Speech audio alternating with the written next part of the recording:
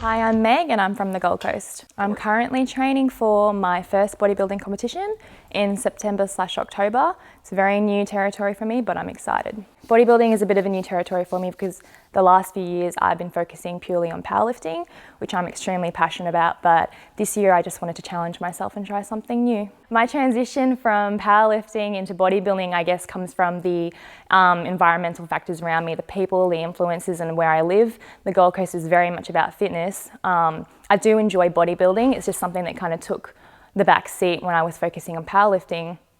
And I wanted something new to challenge myself this year and also give my body a bit of a break as well, because powerlifting is quite taxing on the body. So the differences between powerlifting and bodybuilding, I guess essentially if you were to be purely a powerlifter, you'd open up every session with a squat, bench, deadlift, one of those compound movements, followed by maybe a variation of one of those movements, and then accessories if you have the energy for it. Whereas bodybuilding, it's a bit more isolated, but I do see that there's a bit of overlap between the two, which is kind of how my training is styled at the moment. It's power building, so I'll open up every session with squat, bench or dead, do a variation, a lot of accessories after.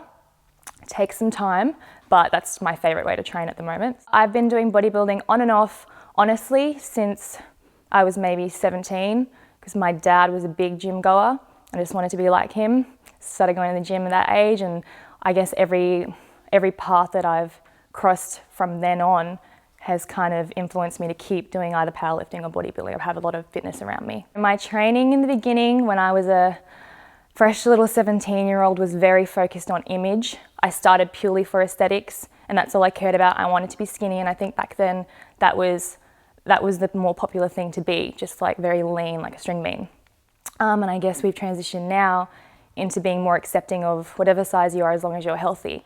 And ever since I made that transition, it was like a light bulb switching, or like a pinnacle moment where I realized what I love about training is how it makes me feel, and when I achieve things like a new PB rather than how I look.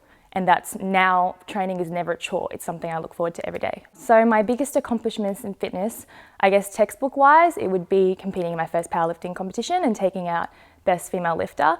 But as personally, I guess my biggest accomplishment is overcoming my fear of food, having a very, very healthy relationship with food. My goal for this year is obviously to have a very successful prep, but more importantly, once I finish this first bodybuilding competition, be able to reverse out and have no negative, I guess, residual effects from, the negative stuff that comes with comp prep. I want to reverse out and just be able to continue as I was, having a really good relationship with food.